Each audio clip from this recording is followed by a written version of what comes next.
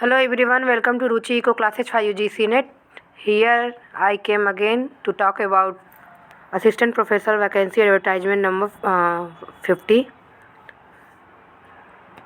आज हम यहाँ पे बात करेंगे असिस्टेंट प्रोफेसर भर्ती पे उठे सवाल के बारे में। जैसे कि आपको सब पहले से पता है कि आंसर की के रिगार्डिंग इतने सारे जो प्रॉब्लम्स हुए, बार बार वो रिवाइज आंसर की जारी करना, देन उसके बाद जब फाइनल आंसर की आया कट ऑफ, फिर अब उस कट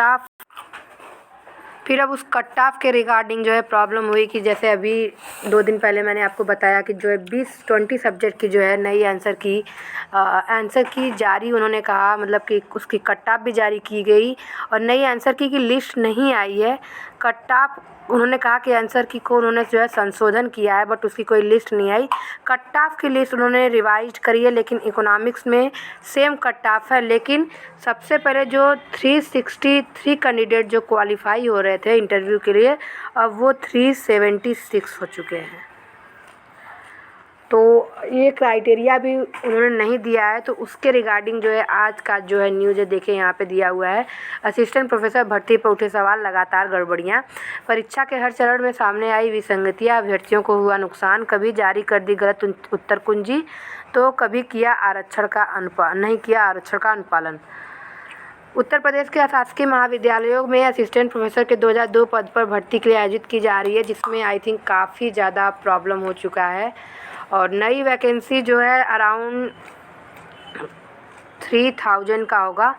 अब वो कब आएगा कुछ कह नहीं सकते। परीक्षा के प्रत्येक चरण में गड़बड़ियां सामने आ रही हैं। लिखित परीक्षा से पहले हजारों अभ्यर्थियों के प्रवेश पत्र जारी नहीं किए गए। इसके बाद कई विषयों की गलत उत्तर कुंजी जारी कर दी गई। अब आरक्षण में विसंगति का 20 विषयों का परिणाम संशोधित करना पड़ा, जो मैंने अभी आपको पहले बताया। तो जो आयोग है उसकी लापरवाही का हर बार अभ्यर्थियों को जो है दिक्कत झेलनी पड़ी।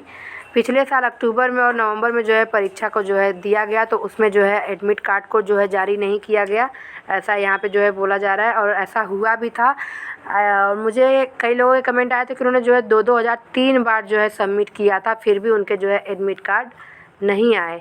तो इस तरह के जो है प्रॉब्लम हुई है। इसके बाद भी बड़ी संख्या में अभ्यर्थियों के प्रवेश पत्र जारी नहीं हो सके और वे परीक्षा देने से वंचित हो गए।